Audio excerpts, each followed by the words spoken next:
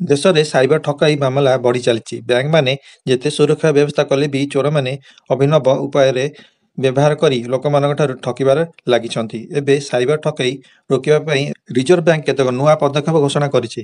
ଶୁକ୍ରବାର reserve bank ରଣନୀତି ସମୀକ୍ଷା ଘୋଷଣା ସମୟରେ reserve bank governor Sanjay Malhotra ଏସବୁ ପଦକ୍ଷେପ ସମ୍ପର୍କରେ ଘୋଷଣା କରିଛନ୍ତି। ପ୍ରଥମ ପଦକ୍ଷେପ ହେଉଛି ସମସ୍ତ ବ୍ୟାଙ୍କ ପାଇଁ ଏକ ସ୍ୱତନ୍ତ୍ର ପ୍ରକାର ଇଣ୍ଟରନେଟ୍ ଡୋମେନ୍ ନେମ୍ ବ୍ୟବହାର କରାଯିବ। ଏହି ଡୋମେନ୍ ନାଁ ହେଉଛି ବ୍ୟାଙ୍କ.ଇନ୍। ଆସନ୍ତା ଏପ୍ରିଲ ମାସ ଏହି ଡୋମେନ୍ ନାମ ପାଇଁ ପଞ୍ଜୀକରଣ ଆରମ୍ଭ ହେବ। ଏବେ ବ୍ୟାଙ୍କମାନେ ନିଜ ୱେବସାଇଟ୍ ପାଇଁ .in କିମ୍ବା .com ଡୋମେନ୍ ବ୍ୟବହାର କରୁଛନ୍ତି, କିନ୍ତୁ ସାଇବର ଠକାଇମାନେ ସମାନ ପରି ଦେଖାଯାଇଥିବା ଡୋମେନ୍ ବ୍ୟବହାର କରି ଠକେଇ କରୁଛନ୍ତି। ଏସବୁ ୱେବସାଇଟ୍ ଗୁଡ଼ିକ ହଠାତ୍ ଦେଖିଲେ ବ୍ୟାଙ୍କଗୁଡ଼ିକର ଅଫିସିଆଲ ୱେବସାଇଟ୍ ପରି ଦେଖାଯାଏ, ଏଣୁ ଏହା ମାଧ୍ୟମରେ ସେମାନଙ୍କୁ ଠକେଇ କରିବା ସହଜ ହୋଇଥାଏ।